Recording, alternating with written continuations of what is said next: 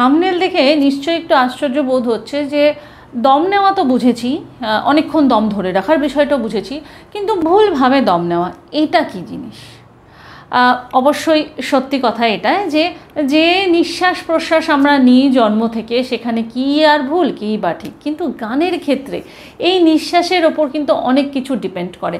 আপনার ভুল নিঃশ্বাস নেওয়ার অভ্যেসে কারণে আপনার দম ধরে রাখার ক্ষমতা কমে যেতে পারে, বা বলা যেতে পারে যে নিঃশ্বাসের জোরে আওয়াজ যেটা মাইক্রোফোনে শুনতে খারাপ লাগে, এরকম বহু কারণ। এবং আরও একটা যেটা বলা যেতে পারে, যদি নিখুঁতভাবে ধরি তাহলে কোনো গানের কিন্তু মিনিংও চেঞ্জ হয়ে যেতে পারে যদি আপনি ভুল জায়গায় নিঃশ্বাস নেন।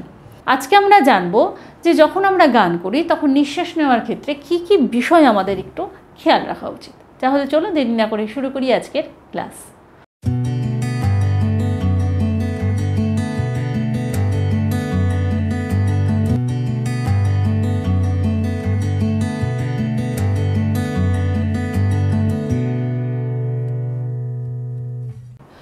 নমস্কার, আমি বাবলি বিশ্বাস আর আপনাদের স্বাগত আমার চ্যানেলে।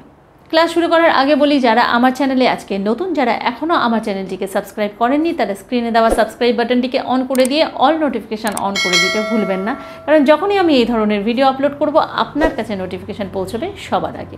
আর আমার অনলাইন রিহার্সেশন ক্লাসের সাথে যারা যুক্ত হতে চান তাদের বলবো, স্ক্রিনে দেওয়া নাম্বারে, এটি হোয়াটসঅ্যাপ নাম্বার, নিজেদের নাম, বয়স এবং স্কেল জানান হোয়াটসঅ্যাপ SMS-এর মাধ্যমে। এবং এছাড়া যদি ক্লাসের বিষয়ে আপনারা ডিটেল জানতে চান তাহলে স্ক্রিনে দেওয়া যে সময় রয়েছে সেই সময়ের মধ্যে ফোন করে ক্লাসের বিষয়ে আপনারা ডিটেল জেনে নিতে পারেন। তাহলে কিভাবে আমরা দম ভুল নিতে পারি সেটা চলুন এবার একটু আলোচনা করি। যখন আমরা গান স্টার্ট করা শুরু করি বা রেয়াজ করা শুরু করি তখন পুরো বুক ভর্তি করে নিঃশ্বাস নেওয়াটা কিন্তু খুব প্রয়োজন। ফুল ব্রিথ যাকে বলে, এই যে আমি কথা বলতে নিলাম, পুরোটা ফুল ব্রিথ নেওয়া এবং মুখ দিয়ে কিন্তু নিঃশ্বাস নেওয়াটা জরুরি। এক্ষেত্রে অনেকেই বলেন যে নাক দিয়ে ধীরে ধীরে নিঃশ্বাস নিই। প্রথম কথা হচ্ছে, যখন আপনি গান করছেন সেই অবস্থায় নাক দিয়ে নিঃশ্বাস নেওয়াটা পসিবল নয়, তখন মুখ দিয়ে নিঃশ্বাস নিতে হয়। অটোমেটিক্যালি সেটা নিজে থেকেই হবে, এটা আপনাকে চিন্তা করার কোনো প্রয়োজন নেই। কিন্তু গান শুরু করার আগে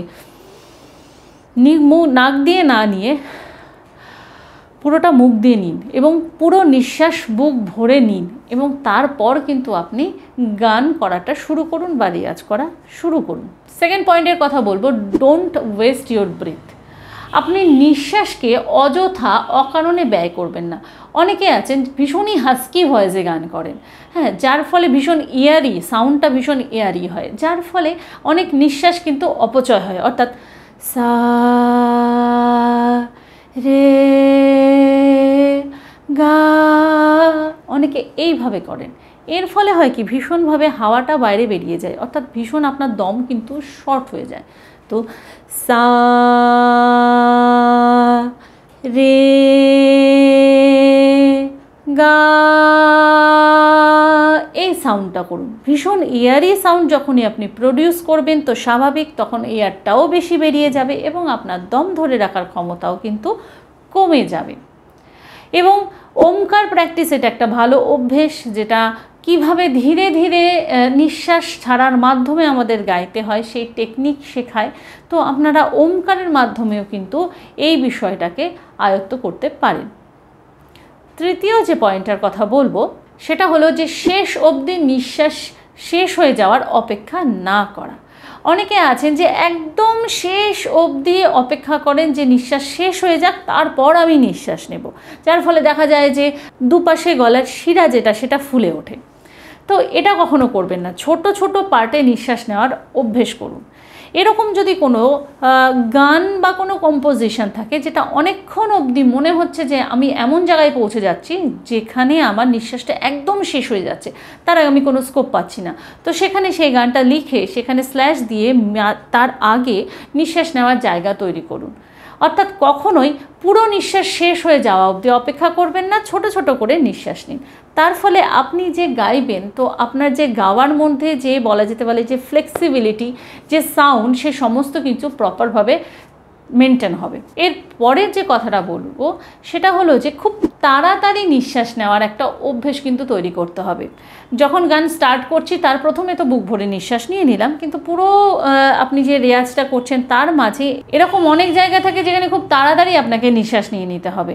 সেক্ষেত্রে কিন্তু খুব তাড়াতাড়ি নিঃশ্বাস আপনাদের নেওয়ার একটা বলা যেতে পারে যে কৌশল কিন্তু আপনাকে অ্যাডপ্ট করতে হবে, এবং এর মাঝে যেটা খেয়াল রাখতে হবে যে সেই তাড়াতাড়ি নিঃশ্বাস নেওয়ার মাঝে এই যে নিঃশ্বাসের আওয়াজ সেটা যেন কোনো রকমভাবে না আসে। এরকম আমি অনেক স্টুডেন্টকে দেখেছি যে সা রে গা মা পা এরকম একটা আওয়াজ তারা সৃষ্টি করে, যেটা মাইক্রোফোনে বলুন শুনতে ভীষণই খারাপ লাগে, ভীষণই একটা বাজে সাউন্ড করে।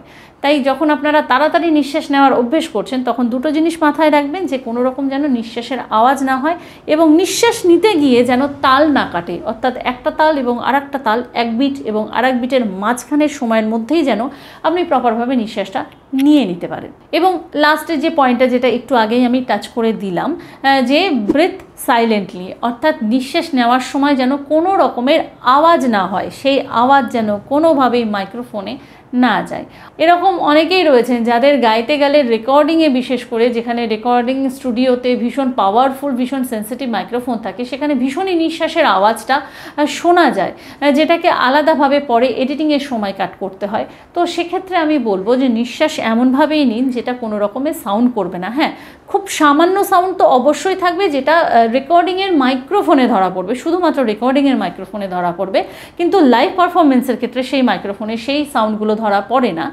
কিন্তু কিছু কিছু ক্ষেত্রে আপনারা এতটাই জোরে নিঃশ্বাস নিয়ে ফেলেন অনেকেই, যেটা কিন্তু বলা যেতে পারে লাইভ স্টেজেও ধরা পড়ে, কোনো মাইক্রোফোন ছাড়া রেয়াজের সময় এমনি সাধারণ মানুষই, সাধারণ কানেই আমরা সেটা শুনতে পাই। তাই সেই আওয়াজটা কিন্তু কোনোভাবেই কাম্য নয়। তাই সাইলেন্টলি কীভাবে নিঃশ্বাস নেবেন সেই অভ্যেসটাও কিন্তু রেয়াজের সময় করা উচিত। তাই নিঃশ্বাস নেওয়ার ক্ষেত্রে এই কিছু ভুল স্টেপ যেগুলো কিন্তু অ্যাভয়েড করলে কোনো রকম সমস্যা দমের ক্ষেত্রে থাকবে না, এবং এইভাবে অভ্যেস করলে কিন্তু দমও বাড়বে। এবং দম কিভাবে বাড়াতে হয়, কোন লেসনের মাধ্যমে, তার ভীষণ একটা উপকারী লেসন কিন্তু আমার চ্যানেলে ইতিমধ্যে দেওয়া আছে, আপনারা তার থাম্বনেল দেখতে পাচ্ছেন, এবং ডেসক্রিপশানে তার লিঙ্কও পেয়ে যাবেন, বা আই বাটনেও তার লিঙ্ক পেয়ে যাবেন।